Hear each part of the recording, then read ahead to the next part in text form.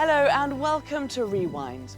To mark the 10th anniversary of Al Jazeera English, we're revisiting our best documentaries of the past decade. This week, we rewind to 2013, when gang rape hit the headlines after a young Indian woman was brutally attacked on a bus in Delhi. Research showed that gang rape was a serious problem, not just in India, but right across Asia. In the wake of that terrible event, our 101 East team travelled to Cambodia, which has some of the highest rates of gang rape in the region, to speak to the men themselves about why they commit these crimes against women. Gang rape, among the most shocking of violent crimes, is spurring global outrage. Throughout Asia, researchers believe it's far more common than most people think. Women's experiences of violence are well documented, but the motivations of men have been largely in the dark.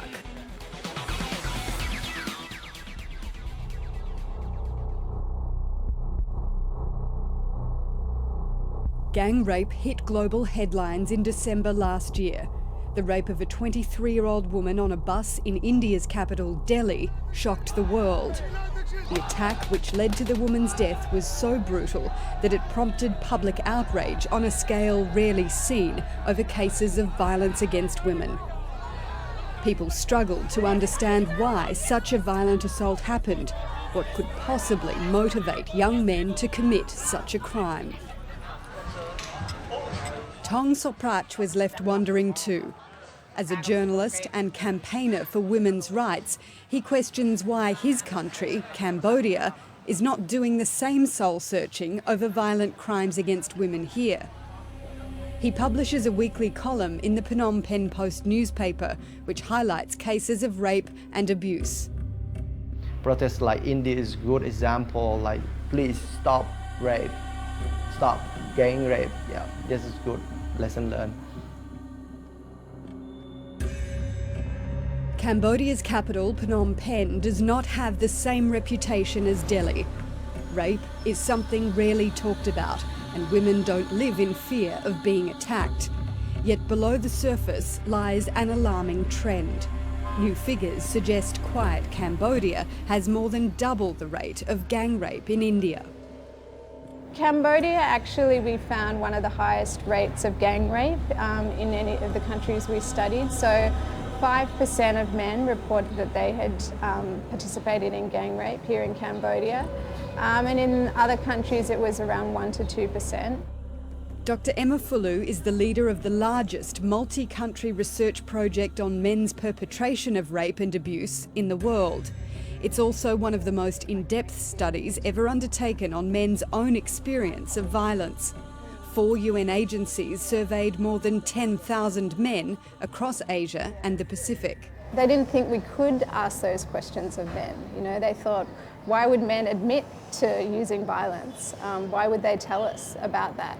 We used these little handheld computer devices, and they were there to enter the data, but also one of the key things was it meant that for the really sensitive questions, like on rape perpetration, men could answer those questions in a totally anonymous way.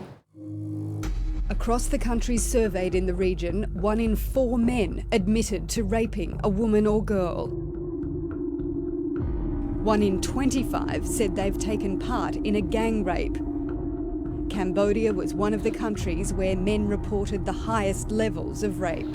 It was happening with very young groups of men in Cambodia. So, you know, we found that, for example, at least half of the men who had committed rape did so for the first time when they were teenagers. And actually 15% were under the age of 15 the first time they committed rape. This comes as no surprise to Thong Soprach, who, along with his newspaper columns, has been undertaking his own research into the problem for nearly 10 years. He explains gang rape can be blamed on a cultural practice among young Cambodians known as bulk, the name given to a group of men having sex with one woman. Bulk is mean in my Khmer language is bulk is mean plus. Fun with bonding, male bonding, yeah. They will say, okay, I'm strong, I'm strong enough to have sex longer than you, then This one, they argue with each other. They show off each other who have sex longer, just show off with the peer. Soprach says the problem is that most men in Cambodia don't think bulk is rape. Often one man in the group will bring a woman to a guest house where his friends then join in. Soprach gathered information from motorbike taxi drivers who talked to groups of young men involved in bulk on the streets at night. So they're mostly young people, not the poor or not the high class, just the middle class, and the age between 18 to 23.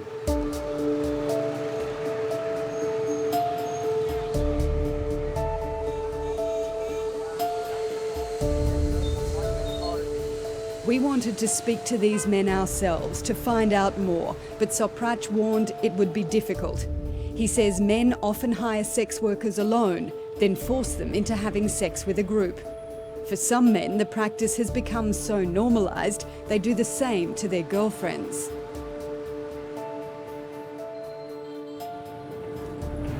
Is it hard to find men to talk to you about bulk, about gang rape? Yeah, it's very hard to find, but we have to build trust with them. But it's difficult also with you as a woman. So. Maybe they won't admit it, yeah? Yeah, be nervous with you. With Soprach's help, a group of 5 men eventually agree to see us. Only 3 are prepared to speak on camera, and they want us to disguise their identity. Like the majority of perpetrators, they've never faced any legal consequences for their actions, and they also don't want their families to find out. We are good friends, so we want to do bulk. Have sex together with one girl. We don't have money. The reason is we don't have money to hire sex workers on our own. They say they've been doing this together for 6 or 7 years, since they were teenagers. It began with sex workers, but now any woman could be a target. So, we chat up a girl, any girl, maybe a girl from a shop. If she's pretty, we will try to trick her into sleeping with us. We will get her drunk. Then one of us will take her to have sex. She does not know that the rest of us will join in. Do they feel bad for any of the women? If the girl screams out, we are afraid the police will turn up to the guest house and catch us. We are afraid of that. Do they consider what they are doing is rape? It's not rape, not rape. I don't know whether it's rape or not. I'm doing it because I can't afford a girl on my own. It is not rape. This exchange is a glimpse into how powerful the pack mentality is for these young men. If it was my sister and she had sex with a lot of men, I would feel sorry. If it's wrong with one's sister, why would it be right with someone else's sister?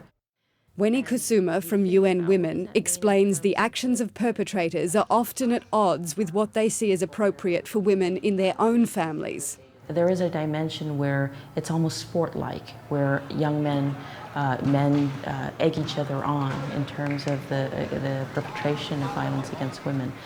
And the degree to which that social dimension happens, to me, is really a deep problem for Cambodia. She says the first step to stopping gang rape is working with men and understanding the complex reasons behind their behaviour. Men gave multiple reasons for rape in the survey.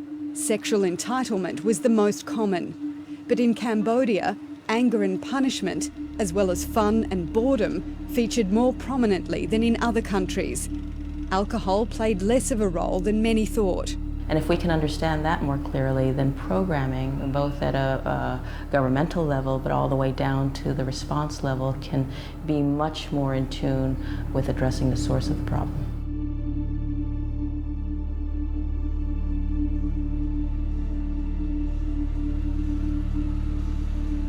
This park in central Phnom Penh is renowned as a place where men go to meet sex workers. according to the UN research, men who pay for sex or have multiple sexual partners are far more likely to take part in gang rape. I meet Sredar, a sex worker in Phnom Penh, and ask her about her experience of bulk. It happens very often to me. Yes, more than 10 times. She says men don't tell her when they want to have sex in a group. When he comes to take me for sex, he comes alone. But when I arrive at the guest house, there are many men. I have to sleep with all of them. If I refuse, they hit me very hard. Do you fear for your life? Sometimes they threaten to kill us. They have a knife. What I mean is, they want to make us suffer. Sredar says she was once forced to have sex with 15 men, and it took 3 months to recover from her injuries. She didn't dare go to the police. Prostitution is illegal in Cambodia. And she says police officers have raped her too. It was last year, 2012. I didn't remember the month. The police cut my hair when I didn't have any money to pay them. They handcuffed me in the bathroom and hit me because I didn't have $100 to pay them. They all raped me in the bathroom and then let me go. In recent years, police raids have cracked down on Phnom Penh's brothels. Some say this is preventing gang rape. Others claim the industry has been driven underground and women are now more vulnerable to attack because they work alone. But Cambodia's gang rape problem extends beyond the sex industry. Tong Soprak arranges for me to meet a man he describes as a ringleader who lures young women to go out with him so that he can then commit gang rape with his friends. Does he mind if we just have a bit of a talk? We can sit over here. The man is 31 years old and married with 2 daughters. He looks me in the eye while describing how he gets young women, even schoolgirls, to trust him. We flirt and build a good relationship with her first. Then sooner or later, we invite her to go out. Sometimes I rape them in the car and sometimes in the guest house. I make sure that I know the owner so that it's safe for me. They would not report it to the police. Everybody keeps their mouth shut. Does he think that that's rape? Yes, I think it's forced sex. That's what it is. I force her to have sex with us. If I ask them nicely and they still refuse, the only way is to force them. What about his wife? Does she know that he does this? My wife does not know. I always hide it. I ask why he's willing to admit to this and whether he's afraid of being caught. He says he's not scared and feels no guilt. At first, I feel pity for them. But if I have to spend a lot of money on a woman and then she doesn't agree to have sex, I no longer feel any pity for her.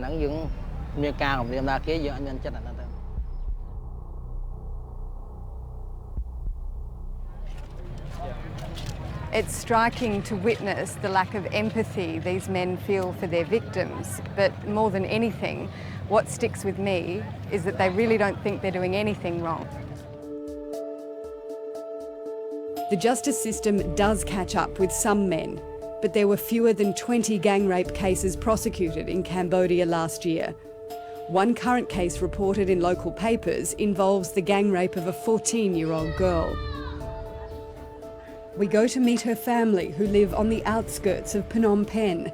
Her uncle says since the rape 10 months ago, the girl has been living in a shelter where she's getting medical care and counselling. She got sick from rape. They forced her and fight her. Did they hit her? They hit and rape. And how many men were there? Four gang, 4 boys. He says she was tricked into leaving the house with one of these men. They took turns raping her in a field for over 4 hours. 3 of them have been convicted and sentenced to 7 years in prison. A 4th man has not been found. Each have been ordered to pay compensation of $2,500 to the victim, but the court process has taken its toll on her family. I just couldn't take it, seeing my daughter being questioned over and over again. I felt like I would have a heart attack. Every day, I don't know what to do. It's miserable.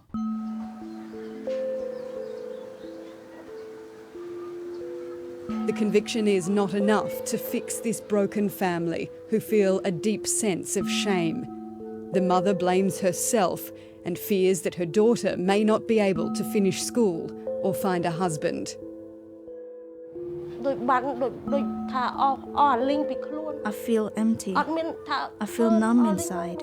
I can't concentrate on anything.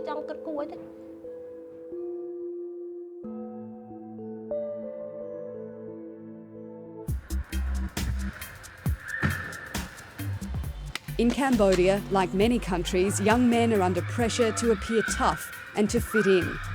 There's also a cultural reluctance among the older generation to talk to them about sex and healthy relationships. Social workers believe this is why more than half of men who said they raped did so for the first time as teenagers. They're actually learning about sexual relationships, often through violent pornography and their experiences of violence within the home.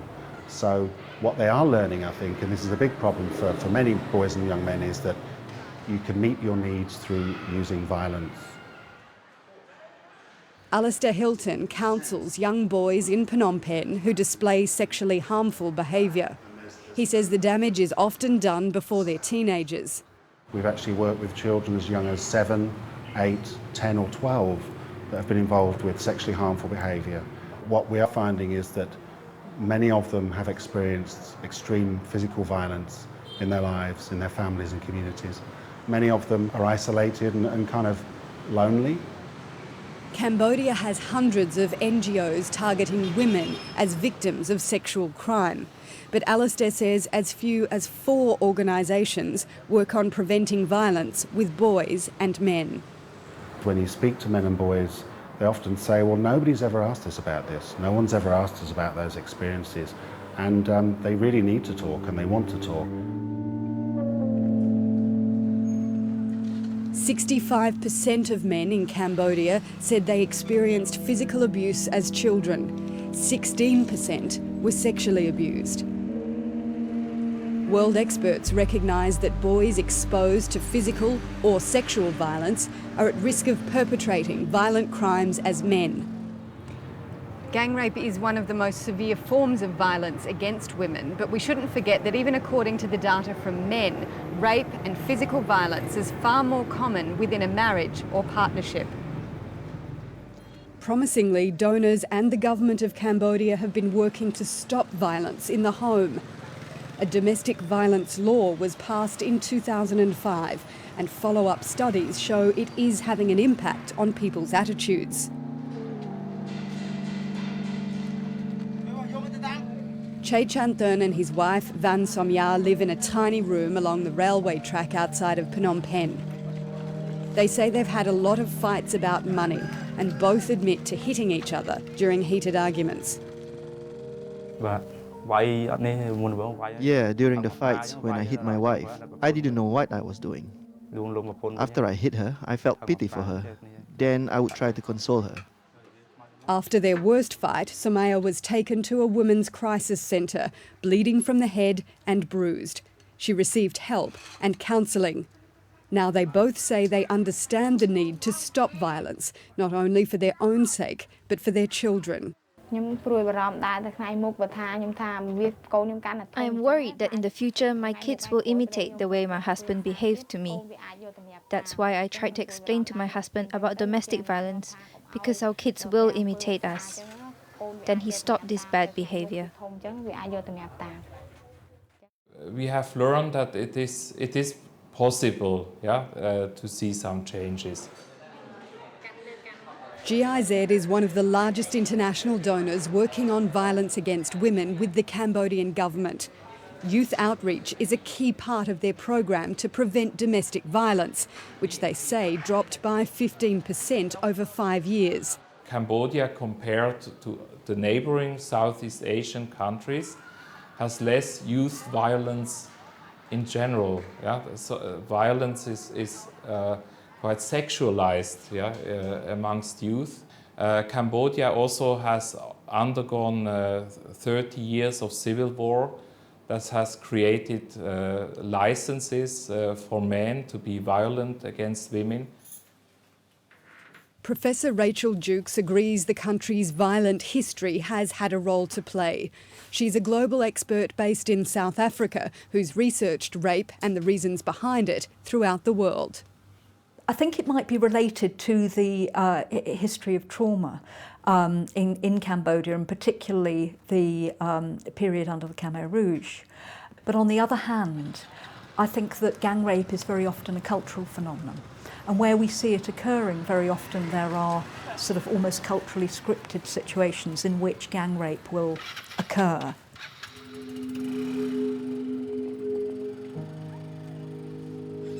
The reasons behind rape in Cambodia are complex, but it's an issue that deserves the attention of communities and governments across the region and the world. And it is just ordinary, average men. They're not evil people necessarily. And a lot of the times I don't think they're aware of their behaviour being violence or abusive or the impacts that it has. We shouldn't demonise men. It's not productive. We need to work together as individuals and communities, and I think that's the way that we'll see change. Gang rape is one of the most horrific acts of violence. Understanding why it happens and how to stop it takes courage not to turn away. A shocking insight there into a deep-rooted problem. But how have things changed since 2013? Well, we caught up again with the lead researcher in the film, Dr Emma Fulu, to find out if there's been any progress in changing attitudes. My organisation, the Equality Institute, we work to advance gender equality and prevent violence against women in lots of different ways. And some of the kind of emerging research that I think we're continuing to work on is around, for example, the relationship between violence against women and violence against children, and trying to understand that in a more, the way that those things intersect. We interviewed men as opposed to just understanding women's experiences. I mean, it was shocking to many people that men themselves would admit to perpetrating rape or other forms of violence against women.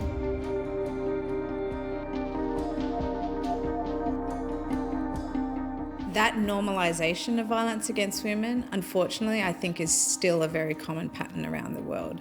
The issue of violence against women is on the international agenda in a way that it wasn't in 2013. In 2015, the Sustainable Development Goals were launched, and they now include a specific target on the elimination of violence against women and girls. So countries are required now to report on how they're progressing in achieving that outcome. On the other hand, is a pretty strong backlash to the women's rights movement and to this issue of violence against women. I think you see that in social media, you see that in mainstream media, you see it in the political sphere. I think you see that in the most recent US presidential election. Nobody has more respect for women than I do, nobody. Where there was a huge amount of, I think, sexism and misogyny that was observed. And I think that level of backlash to the movement is becoming more pronounced. The positive thing about backlash, I think, is that what it actually shows is that we are moving forward. Well, that's it from us this week. If you'd like to make a comment on any of the issues in this film, or indeed watch any of the other films that we've selected for this series, do visit aljazeera.com/rewind.